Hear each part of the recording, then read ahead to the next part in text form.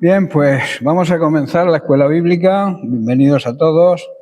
¿Sabéis el título, verdad? De la escuela bíblica. Fundamentos básicos para la vida cristiana. Y estamos en la lección 18 y estamos tratando sobre la resurrección de los muertos. Decíamos que resurrección significa levantarse o despertar de la muerte. Hay tres aspectos, voy a hacer un pequeño resumen, hay tres aspectos de la resurrección que necesitamos considerar. El primero es la resurrección de Jesús, que habla del pasado. Luego está la resurrección espiritual del creyente, que habla del presente. Y también está la resurrección final de todos aquellos que están en sus tumbas, que un día en el futuro van a resucitar.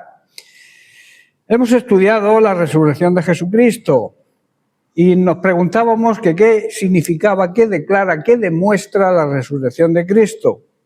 En primer lugar, Jesucristo es supremo, está por encima de toda cosa creada. En segundo lugar, el juicio futuro está asegurado. Hay una garantía de que hay un juicio que pasará toda la humanidad y la garantía es la resurrección de Cristo. También que Jesucristo es el Hijo de Dios. Los creyentes son justificados gracias a ese sacrificio. La muerte ha sido derrotada y hoy hay un sacerdote sentado en el trono de Dios. Aparte de ser Dios, Él actúa como mediador, como sacerdote entre Dios y nosotros, o sea, intercede por nosotros. La vida cristiana no comienza con una mejora, digamos, moral, ni con una decisión emocional, por un momento que sintamos una emoción y creemos que la vida cristiana empieza ahí. Empieza con un nuevo nacimiento, y ese nuevo nacimiento solamente es producido por el Espíritu Santo, que nos redarguye, nos toca, y nosotros respondemos o no respondemos. Ese nuevo nacimiento tiene un propósito eterno y glorioso, que es una esperanza viva. ¿Por qué es la esperanza viva? ¿Por qué hablamos de una esperanza viva? Porque está basada precisamente en la resurrección de Cristo. Por eso, esa esperanza tiene una base primordial, que es que Cristo resucitó. Cristo vive, así que nuestra esperanza está viva. Ahora, ¿cómo vive alguien con esa esperanza viva? Alguien que vive en esa esperanza jamás se rinde, jamás arroja la toalla por muchos problemas que le vengan a su vida. Tampoco se vuelve atrás ni se queda a mitad de camino, sino que prosigue hacia la meta. No vive atrapado en el pasado ni en el presente, sino mirando al futuro, hacia nuestra vida eterna, la meta de todo creyente. Ahora, ¿cómo vive o cómo debe vivir una persona y dónde debe poner su mirada y cuál es la fuente precisamente de nuestra seguridad? Y esa no está en lo que sentimos, tampoco está en lo que tenemos o en lo que hacemos, está en la obra de Cristo. Lo que Cristo hizo por nosotros nos trae la seguridad de todo esto, de esa esperanza viva, que no se rinde, que no se vuelve atrás, que no vive atrapada ni en el pasado ni en el presente y que camina mirando a la eternidad. Recordemos que la fuente es esa. Por eso, y vimos también lo que Pablo nos dice en Romanos capítulo 10, versículos del 9 al 10. Dice que si confesares con tu boca que Jesús es el Señor y creyeres en tu corazón que Dios le levantó de los muertos, serás salvo. O sea, es creer en lo que Jesús hizo en la cruz, creer que murió, pero no solamente murió porque la victoria no está en la muerte, ¿verdad? Sino en la resurrección. Él resucitó. Y si lo creemos de verdad, dice Pablo que seremos salvos. Porque con el corazón se cree para justicia, para ser justificado. Pero con la boca se confiesa para salvación. Por eso utilizamos cada vez que alguien acepta a Jesucristo como Señor y Salvador, se le suele leer estos versículos, porque hay que decirles claramente que tú puedes creer con el corazón y entonces eres justificado ante Dios, pero tienes que confesarlo públicamente con tu boca para salvación. ¿Estáis comprendiendo? Por eso no podemos callarnos lo que creemos. Debemos proclamar el Evangelio de Cristo y la salvación que recibimos cuando le creemos y le aceptamos. Y eso se confiesa con la boca. Por eso también hay que decir que la salvación está al alcance de todos. El Evangelio no es complicado, como dije la otra vez. Somos nosotros quienes lo complicamos. La salvación, dice la palabra de Dios, dice Pablo, que está cerca de ti.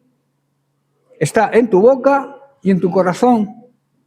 Pablo presenta aquí la sencillez gloriosa del Evangelio. Por eso digo, no es complicado.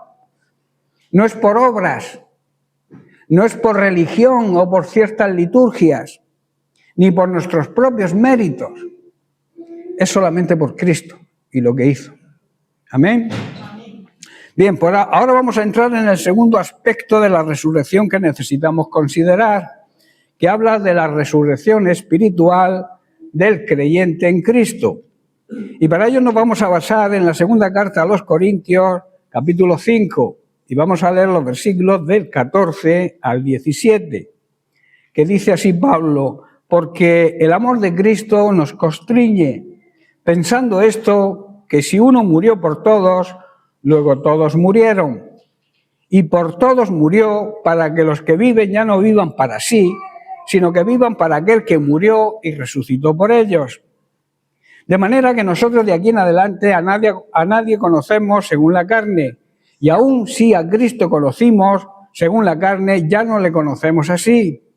Y el verso 17, que es un versículo que se repite mucho, es un versículo clave, dice: de modo que si alguno está en Cristo, nueva criatura es. Las cosas viejas pasaron, he aquí, todas son hechas nuevas. Vamos a centrarnos primeramente en el versículo 14, que dice que sea de una forma o de otra, el amor de Cristo nos debe controlar.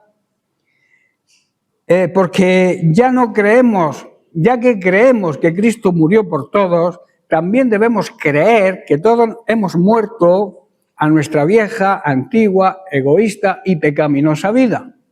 ¿Estáis comprendiendo? Si creemos que Cristo ha muerto y que Cristo ha resucitado, también debemos creer que nosotros hemos muerto a nuestra vieja, antigua, egoísta y pecaminosa vida para vivir la vida de Cristo. Eso simboliza la resurrección del creyente. El amor de Dios nos debe impulsar. Es un amor que nos impulsa a corresponder, a hacer algo de nuestra parte. Estamos en deuda con Él. Por eso significa constreñir, a ver si lo digo bien.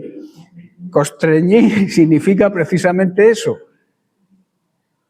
Corresponder a ese amor que Dios demostró a través de su Hijo. La vida cristiana no se sostiene por obligación, ni se vive porque alguien te diga que hagas esto o lo otro, que eso es religión. Se sostiene por amor. Pablo no dice el temor de Cristo nos constriñe, no dice tampoco la ley de Cristo, tampoco el compromiso de Cristo. Pablo dice el amor de Cristo nos constriñe. Aquí está lo que nos debe mover al servicio, a la santidad, a la entrega y a la fidelidad a Dios, el amor de Cristo. Cuando este amor se pierde, cuando perdemos el amor a Cristo, todo se vuelve rutina, carga, religión, tradiciones, pero cuando este amor arde en el corazón, la vida cambia. Un amor que no es nuestro, porque no es el amor nuestro, sino el amor de Cristo. Pablo dice el amor de Cristo. Este amor del que Pablo habla no es nuestro amor por Él. Al contrario, es el amor de Él por nosotros. Y ese amor es eterno, sacrificial, se sacrificó por nosotros, incondicional, sin condiciones, y ha sido probado y demostrado en la cruz.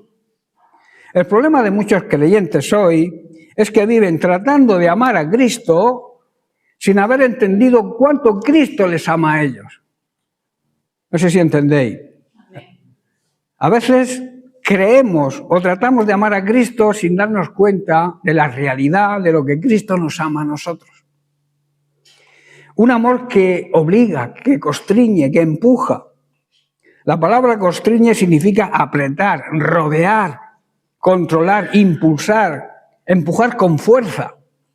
Es como un río que no se puede detener. El amor de Cristo nos mueve, nos empuja, no nos deja vivir igual, o no debería dejarnos vivir igual. No es una presión, digamos, externa, es una fuerza que sale del interior. Cuando este amor opera, el creyente ora sin que lo obliguen. Desea orar, busca la intimidad con Dios, sirve con gozo, no con queja. Hay personas que sirven, sí, pero se están quejando siempre.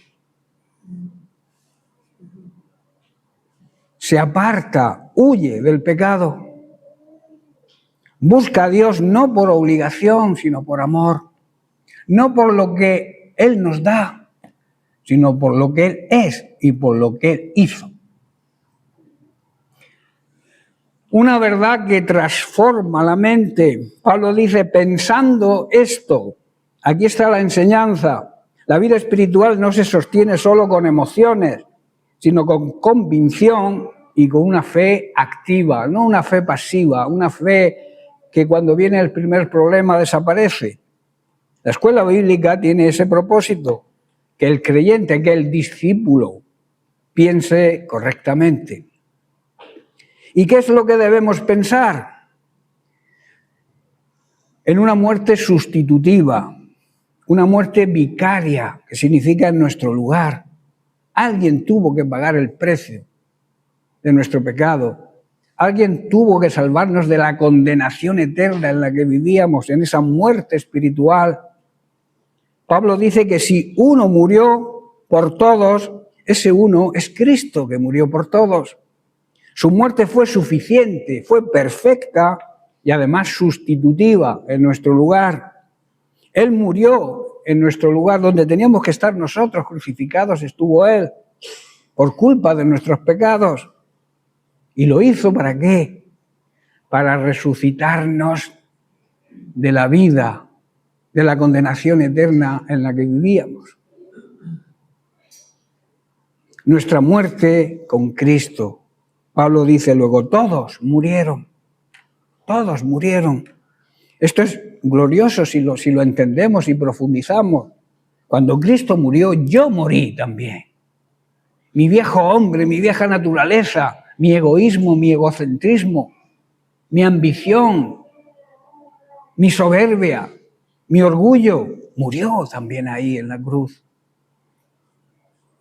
Mi vieja vida y mi vieja pecaminosa vida, la condenación, que estábamos condenados, estábamos muertos espiritualmente, que habla de condenación eterna. Mi pasado también quedó borrado. Y mi relación con el pecado también, porque ya no somos el mismo, la misma persona. Verdad es que debemos aplicar. La motivación del creyente debe ser solamente el amor. No la culpa ni ninguna religión. Ninguna religión nos salva. La doctrina correcta, pensando esto, produce vida correcta.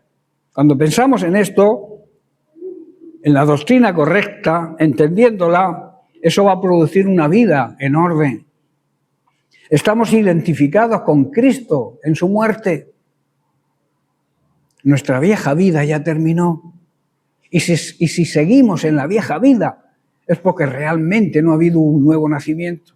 No ha habido una regeneración por el Espíritu Santo en nosotros. Quizá seamos simpatizantes, oidores, pero no hacedores de la palabra de Dios. El creyente verdadero, el que entiende esta verdad, vive en obediencia a la palabra de Dios. No vivimos para nosotros, porque mirad lo que dice el versículo a continuación. Vivimos para aquel que murió y resucitó por nosotros. ¿Qué es lo que te está motivando? Pregunto, no me respondas, pero hazte tú también la pregunta. ¿Qué es lo que te está motivando? la tradición, la costumbre, el hábito, la presión social quizás, el qué dirán, la apariencia, querer aparentar lo que no somos, o realmente te motiva el amor de Cristo. El que entiende la cruz vive de manera diferente. No puede amar al pecado, no puede buscarle una excusa al pecado. No podemos excusarnos del pecado, no podemos negociar con el pecado. El pecado es lo que Dios dice que es pecado, no lo que yo creo que es pecado. El que entiende la cruz vive diferente. No vive para sí mismo, vive para Cristo. Porque sabe que Cristo murió por él. Y eso nos compromete. Eso nos da, nos constriñe, nos hace que podamos corresponderle de la misma manera, con ese amor ágape, ese amor de Dios que los seres humanos no entienden, porque aquí se habla mucho de amor en este mundo, pero el amor que habla el mundo no es el amor de Dios, no es el verdadero amor. El amor de este mundo es un amor condicionado. Si me amas, tienes que hacer esto. El amor de Dios es diferente, porque te amo, te hago esto. ¿Estoy comprendiendo la diferencia? La revelación del amor de Dios produce entrega, pero no una entrega a medias, una entrega genuina y total. No hay que empujar al creyente que ha entendido lo que ocurrió en la cruz. El creyente que ha entendido lo que ocurrió en esa cruz hace 2000 años, sirve, adora, obedece y persevera, porque está conmovido por el amor de Cristo. Voy a poner una ilustración sobre este tema. Un esclavo que fue liberado porque alguien pagó su precio. Desde ese día no sirve a su libertador por obligación, sino por gratitud. Sigue sirviendo, pero no por la obligación, porque es esclavo, sino al ser libre, obedece y sirve por gratitud al que lo ha libertado. Así debemos ser los creyentes. Cristo pagó con su sangre. Cristo nos libertó de la esclavitud, de la mayor esclavitud que un ser humano pueda tener, que es la esclavitud del pecado. Cristo nos liberó y por eso tenemos que servirle con gratitud. El amor de Cristo nos rodea, nos impulsa, nos transforma. Y la cruz nos recuerda que nosotros ya morimos con Él. No que murió Él solamente, sino que nosotros también morimos con Él. A veces vemos la cruz y decimos, Cristo murió en la cruz, pero no nos damos cuenta que tenemos que añadir, y nosotros también morimos con Él en esa cruz, si realmente nos hemos convertido. Por eso ahora vivimos para Él, le servimos a Él y le pertenecemos a Él porque nos compró, y nos compró con precio, el precio de su sangre. Ahora, preguntas que debemos respondernos. ¿Qué significa que el amor de Cristo nos constriñe para ti de una manera personal? ¿Por qué la cruz debe ser el centro de nuestra vida cristiana? No la cruz en sí, no el instrumento de muerte, sino lo que ocurrió en esa cruz. ¿Qué cosas murieron con Cristo en nuestra vida? ¿Cómo éramos antes? ¿Qué cosas hacíamos antes y ya no las hacemos? Porque si seguimos haciendo lo mismo, existe un problema. ¿Qué evidencias, qué señales hay de que vivimos hoy para Él? Son preguntas que dejo ahí para que cada uno se las conteste y yo también tengo que contestarlas. El creyente que ha visto, que ha experimentado el amor de Cristo en la cruz, no necesita que le empujen, camina con Cristo, porque su corazón está atado a Él y anda en obediencia. En Gálatas capítulo 2, versículos 19 y 20, Pablo dice, porque yo por la ley soy muerto para la ley, a fin de vivir para Dios.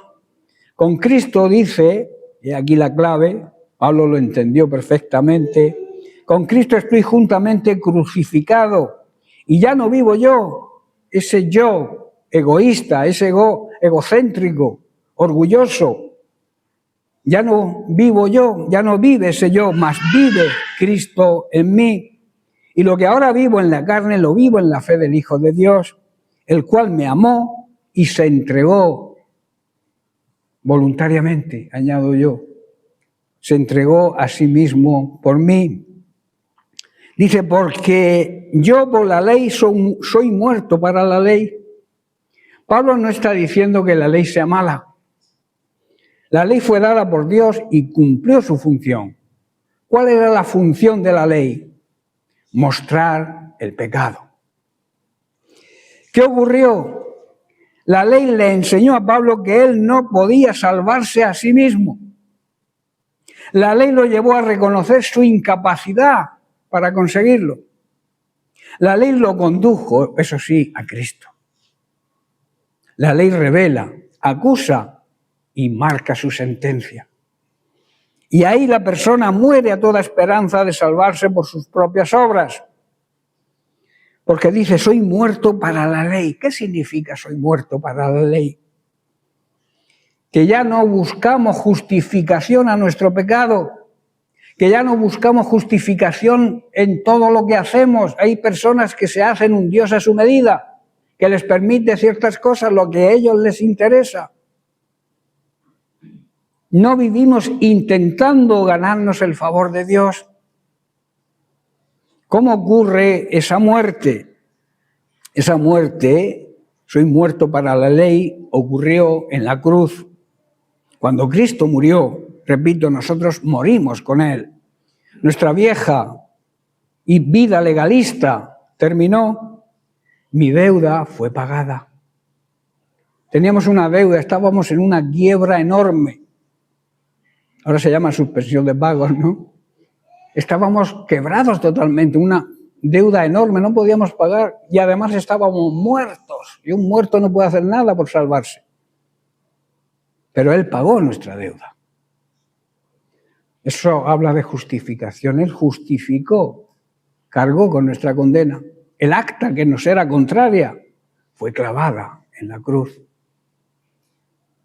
Ya la ley no me condena, no me gobierna como sistema de salvación, porque en Cristo la condena fue satisfecha. ¿Estáis comprendiendo? Por eso ya no vivimos en la ley, vivimos en la gracia de Cristo. Que no significa que no tengamos que obedecer la palabra de Dios, que a veces confundimos las cosas. A fin, dice Pablo, de vivir para Dios, aquí está el propósito. No es morir para vivir como queremos, es morir para vivir para Dios. Antes vivíamos para cumplir ciertas normas, vivíamos para agradar a los demás o para agradarnos a nosotros, vivíamos en nuestras fuerzas, en nuestra sabiduría humana, pero ahora vivimos para Dios, si realmente hemos nacido de nuevo. Vivimos en una relación de intimidad con Dios, con nuestro Padre Celestial, y vivimos y andamos en el Espíritu. No es una vida de reglas, como es la religión, es una vida de comunión y de intimidad con el Padre Celestial. La idea central es que el creyente ya no vive intentando que Dios lo acepte. No debes vivir intentando que Dios te acepte. Vive porque ya Él te ha aceptado. Que a veces no entendemos eso, el enemigo nos planta, nos hace un ancla en la primera parte. Tienes que intentar agradar a Dios, tienes que intentar que Dios te acepte. Y la realidad y la verdad es que Dios ya te ha aceptado si realmente has nacido de nuevo. El creyente hoy verdadero no obedece para ser salvo, obedece porque ya es salvo. No sirve por obligación, sino sirve por amor a Dios y su obra. Muchos creyentes hoy viven frustrados, siempre sintiéndose culpables, pensando que nunca hacen lo suficiente. Y eso es volver a la ley. ¿Estáis entendiendo? Pablo dice, moriste al sistema mundano y ahora vives para Dios. Créelo, que es así. Es una vida libre de condenación, llena de gratitud y una vida movida por el amor de Cristo. La ley nos llevó a la cruz, pero en la cruz terminó mi vida de esclavitud y comenzó mi vida para Dios. En Colosenses capítulo 2, verso 12 dice, sepultados con Él en el bautismo, en el cual fuisteis también resucitados con Él. O sea, la simbología de cuando nos convertimos, cuando realmente hemos nacido de nuevo, tenemos que bautizarnos. Y es una simbología de que hemos sido sepultados con Cristo. Mediante la fe en el poder de Dios que le levantó de los muertos. El apóstol dice sepultados y resucitados con Cristo. Cristo no quedó en la sepultura y nosotros tampoco. La vida cristiana no es una mejora del viejo hombre, es una eliminación, es una muerte total del viejo hombre, porque somos una nueva creación. Pablo no está hablando aquí de algo vacío y sin esencia, sino de una realidad espiritual gloriosa, que si realmente has nacido de nuevo, tu vida ha sido sepultada, tu vieja vida ha sido sepultada y has resucitado con Cristo a una nueva vida. El creyente está sepultado con Cristo, pero también resucitado con Cristo. Esto no es una emoción, es la sana doctrina del Evangelio. Y cuando esta doctrina se entiende, la vida cambia. ¿Estáis entendiendo? En primer lugar dice, sepultados con Él. El texto dice, sepultados con Él en el bautismo. La sepultura habla de muerte definitiva, ruptura total con la vida anterior. Una persona que muere la entierran y ya no está relacionada con su vida anterior. Pues espiritualmente significa lo mismo. Es una ruptura total con nuestra vida anterior antes de convertirnos. Es el final de una etapa. No es una reforma. No es que cambiamos algunas cosas, es que somos una nueva creación. Somos una nueva criatura en Cristo. Tenemos una nueva naturaleza. Cuando alguien es sepultado no vuelve a su antigua vida. Es imposible, ¿verdad? No sigue en su antigua casa. No mantiene sus antiguas relaciones, ¿verdad? Pues espiritualmente debe ser lo mismo. ¿Qué es lo que fue sepultado? Según el contexto de Colosenses, el viejo hombre, nuestra vieja naturaleza. La vida en pecado fue sepultada ahí. La naturaleza adámica, o sea, lo que heredamos cuando nacemos, con la naturaleza de Adán. Y también sepultamos nuestra condenación. No se trata solo de agua. El agua representa una obra espiritual y significa que hemos muerto con Cristo. Pregunta, ¿qué cosas quedaron en la tumba cuando recibiste a Cristo? Pregunta que deberíamos hacernos, ¿qué quedó? ¿Qué hemos sepultado o no hemos sepultado nada? El Evangelio primero te va a llevar a la cruz. En segundo lugar, el texto dice, resucitados con Él. Porque dice, en el cual fuisteis también resucitados con Él. Aquí está lo glorioso del Evangelio de salvación. No solo morimos, sino que también resucitamos. La salvación no es dejar cosas, no es reformar ciertas conductas, es recibir una vida plena y nueva, la misma vida de Cristo. ¿Qué significa haber resucitado con Cristo? Significa que ahora tenemos una nueva naturaleza, significa que tenemos nuevos deseos de agradar a Dios. Tenemos una nueva dirección, no caminamos por donde caminábamos antes. Tenemos una nueva posición delante de Dios. Somos hijos reconocidos por Dios, adoptados por Dios. Ya no vivimos para el pecado, vivimos para Dios. Y en tercer lugar dice mediante la fe. Pablo dice mediante la fe, ¿en qué? En el poder de Dios. Aquí Pablo destruye todo ritual, toda liturgia, toda religión. No dice por el agua, tampoco dice por la ceremonia, dice por la fe. El bautismo sin fe, ¿sabéis lo que es? Sumergirse en agua, darse un capuzón. Pero con fe es la expresión visible de una obra que ha sido hecha invisiblemente en nuestro interior.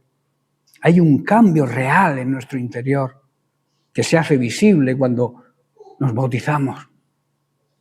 Es testimonio a los demás. El bautismo no salva a nadie, pero da testimonio de que somos salvos. Ahora bien, ¿fe en qué? En el poder de Dios que le levantó a Cristo de los muertos. Ese es el mismo poder. El mismo poder que levantó a Cristo, el mismo poder que venció la muerte, el mismo poder que abrió la tumba. Es el mismo poder que debe operar hoy en cada creyente. El poder del Espíritu Santo. Esto es tremendo, hermanos, y una gran revelación. A mí esto me conmueve, me emociona. No vivimos en nuestras fuerzas, vivimos en el poder de la resurrección.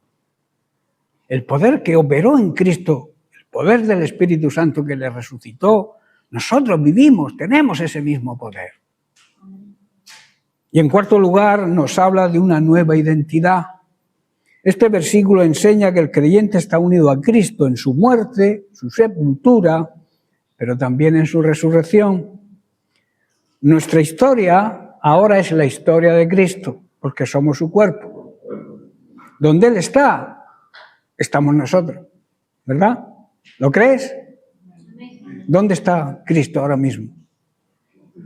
A la derecha del trono de Dios. Ahí estamos nosotros espiritualmente representados porque nosotros somos su cuerpo y donde está la cabeza, que es Él, estamos nosotros. Espiritualmente nosotros estamos sentados en los lugares celestiales junto a Cristo.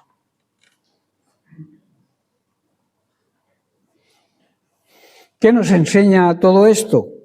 En primer lugar, que el bautismo, como he dicho, no nos salva, no salva a nadie. El bautismo es el testimonio público de la nueva identidad que tenemos en Cristo y es un acto también de obediencia. Hay que bautizarse. Si has nacido de nuevo, si te has convertido, no tardes en pedir el bautismo. No esperes a conocerlo todo, a saberlo todo, porque eso es una mentira. La palabra de Dios dice: acepta a Jesucristo como Señor y Salvador y bautízate. Y después ya empieza a vivir la vida cristiana. Sumérgete en la iglesia, que significa, lo primero que significa el bautismo es que hemos sido sumergidos en la iglesia. Empezamos a ser parte de la iglesia, empezamos a poder ser utilizados en la iglesia. Sin el bautismo son simples oyentes, son salvos, sí, pero no se les puede utilizar porque es necesario obedecer. Y el bautismo es un acto de obediencia. En segundo lugar, que la salvación es por fe. La salvación no es por obras, no te salvas haciendo buenas obras. Haces buenas obras porque eres salvo, tampoco por ritos ni liturgias. La vida cristiana es una vida de resurrección, no es un esfuerzo humano, es obra de Dios y por tanto la vida de Cristo en nosotros. Y el creyente también tiene una nueva posición espiritual, está en Cristo, está unido a Cristo y vivo en Cristo. No podemos, por tanto, seguir viviendo en lo que ya fue sepultado. No nos volvemos o nos volvamos a la tumba de nuevo. Vivamos como resucitados. Busquemos las cosas de arriba. Busquemos la santidad sin la cual nadie le verá al Señor. Busquemos la comunión diaria con Dios en oración y creamos en el poder de Dios. No digas no puedo cambiar, eso es una patraña, eso es una gran falacia, es una gran mentira. Claro que puedes cambiar. pero tienes que tomar la decisión de cambiar. El poder que levantó a Cristo está en ti para cambiar. Si no cambias es porque no quieres cambiar y te justificas de alguna manera. En Filipenses 4:13 Pablo afirma y habla de este poder. Dice, todo lo puedo en Cristo que me fortalece. Esta es una de las declaraciones más conocidas del apóstol Pablo, pero también una de las más mal interpretadas. El contexto es aprender a vivir en cualquier situación. Antes de decir todo lo puedo, Pablo había dicho, sé vivir humildemente, sé tener abundancia, sé estar saciado, también sé tener hambre. Es decir, Pablo no está hablando de lograr metas personales, sino de permanecer fiel a Cristo en cualquier circunstancia. Eso significa cuando dice todo lo puedo. La fortaleza de la que habla no es para conquistar el mundo, sino para soportar la prueba, para vencer el desánimo, vencer el pecado, mantenerse firme y seguir confiando cuando no veamos la salida. Todo lo puedo no significa todo lo puedo lograr. No significa que nunca tendremos problemas. Tampoco significa que siempre nos va a salir todo bien como queremos. Que puedes hacer cualquier cosa que imagines. Tampoco significa eso. Significa todo lo que Dios permita en mi vida, lo puedo vivir sin apartarme de Él. ¿Estáis entendiendo? Eso es lo que significa cuando dice Pablo, todo lo puedo. Pablo está diciendo, si tengo mucho, Cristo es suficiente. Pero si tengo poco o no tengo nada, Cristo sigue siendo suficiente. Eso es lo que está diciendo Pablo. En aquel que me fortalece, aquí está el secreto. No es todo lo puedo porque soy fuerte. Todo lo puedo porque tengo fe en mí mismo.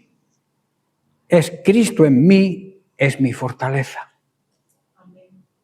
La vida cristiana no se sostiene por emociones, recursos o la capacidad humana, sino por una persona viva y real, Jesucristo. Cuando el creyente llega al límite de sus fuerzas, comienza la obra del poder de Cristo. Ahora, aplicación y enseñanza práctica. Este versículo nos enseña que podemos seguir adelante aunque estemos cansados. Vosotros no sabéis la capacidad y la fortaleza que tiene un cuerpo humano. Pero si te rindes, el cuerpo te va a dominar. El cuerpo suele intentar dominar la mente. Tú tienes fuerza, pero el cuerpo quiere no hacer nada. ¿Estáis comprendiendo? Intenta dominar tus pensamientos. Podemos permanecer en fe también en medio de la escasez. Y podemos tener paz en medio de la prueba. Podemos vencer también, silencio, el desánimo. No porque seamos fuertes, sino porque Cristo nos sostiene. Y aquí hay una verdad que debemos creer plenamente. El creyente, tú, no siempre vas a poder cambiar las circunstancias. Pero sí puedes vivir en victoria espiritual dentro de esas circunstancias. La fortaleza, el poder de Cristo, nos guarda cuando todo falta, nos provee todas las necesidades, nos hace ser humildes cuando tenemos de todo, que a veces cuando tenemos de todo somos más bien orgullosos y prepotentes. Nos hace ser humildes. Nos mantiene cuando todo se mueve bajo nuestros pies. En resumen, todo lo puedo en aquel que me fortalece significa que podemos vivir fieles a Cristo en cualquier situación, que podemos atravesar cualquier etapa sin perder la fe, que podemos seguir adelante porque Él vive en nosotros. No habla de poder humano, habla de dependencia total de Dios. Volvamos a Colosenses capítulo 2, verso 12, donde dice sepultados con Él en el bautismo. Y aquí quiero hacer una ilustración sobre el bautismo. El bautismo es como un acta pública donde el creyente declara: mi vieja vida murió, ahora vivo una vida completamente nueva en Cristo. Es algo que tenemos que proclamar a los demás. Y todo eso por la fe en el poder de Dios. No vivimos tratando de cambiar. Vivimos desde una nueva obra ya hecha. Ya ha habido el cambio. Cristo ha hecho el cambio en nosotros cuando le aceptamos. Él cambió nuestra vida. Nacimos de nuevo. Somos una nueva creación. No vivimos, por tanto, tratando de cambiar y ser mejores. Vivimos desde una obra ya consumada. Él dijo en la cruz: consumado es. Y en Efesios capítulo 2, verso 1 dice: y Él os dio vida a vosotros cuando estabais muertos en vuestros delitos y pecados. Esa muerte no se refiere a la muerte física, sino a la condenación eterna, a la muerte espiritual. Pablo está diciendo que pasamos de la muerte a la vida. Este versículo nos conduce a mirar nuestro pasado sin Cristo y a contemplar el milagro más grande que puede experimentar el ser humano: recibir vida cuando está muerto. Ese es el milagro más grande. Recibir la salvación cuando estás condenado. El milagro que más debe desear un ser humano es ese: que Cristo, que Dios nos resucite de nuestra condenación eterna. El apóstol Pablo no dice que estábamos enfermos, ni débiles, ni en recuperación. No estábamos en la sala de recuperación, ¿verdad?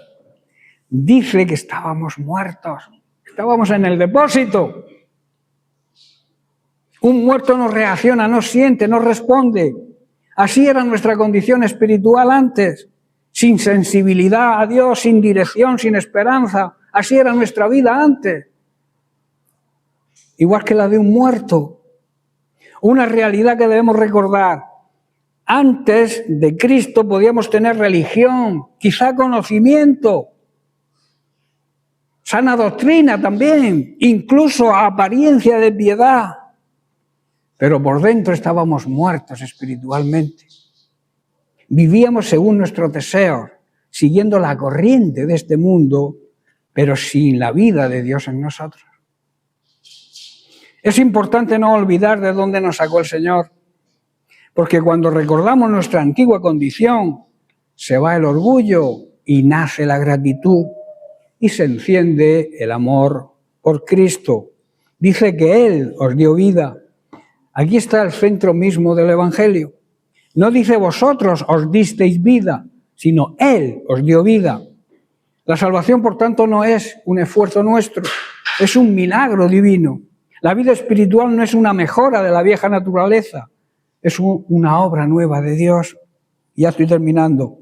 De la misma manera que Jesús llamó a Lázaro del sepulcro, un día su voz llegó a nuestro corazón y nos levantó de nuestra muerte espiritual. Debemos vivir eternamente agradecidos porque somos un milagro andando, ¿verdad? No miremos con desprecio a aquel que aún está en sus delitos. Esa es otra cosa que debemos hacer como iglesia, porque nosotros también estuvimos así. Recordemos que la misma voz que nos dio vida puede dar vida a otros también, y por eso tenemos que vivir la vida de Cristo, demostrar que vivimos en Cristo, que hemos sido resucitados. De aquí se desprende una tremenda verdad que nos consuela. Si Él nos dio vida cuando estábamos muertos, ¿cuánto más cuidará de nosotros ahora que somos sus hijos? ¿Verdad? Nada estaba más perdido que nosotros. Y aún así Él vino para salvarnos, rescatarnos y darnos una nueva vida. Y termino con Efesios capítulo 2, versículos 5 y 6. También Pablo dice: aún estando nosotros muertos, condenados en pecados, nos dio vida juntamente con Cristo. Y añade: por gracia, por regalo de Dios sois salvos. Y juntamente con Él nos resucitó. Y asimismo nos hizo sentar, que es lo que he dicho antes, ¿dónde estamos?